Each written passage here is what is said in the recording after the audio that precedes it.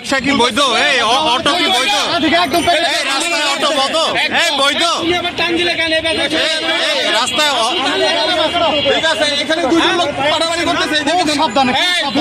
এই আপনার রিক্সা কি বৈধ রাস্তায়? অটোটা বৈধ? বৈধ রাস্তায় আবার তর্ক করতেছেন আপনি প্রশাসনের লোকের সাথে?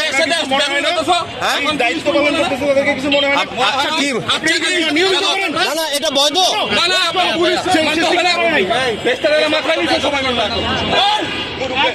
আরেকদিন যদি আপনার আমি দেখি চাপাই খারাপ বললাম আবার তর্ক করতেছে প্রশাসনের সাথে, এটা বৈধ?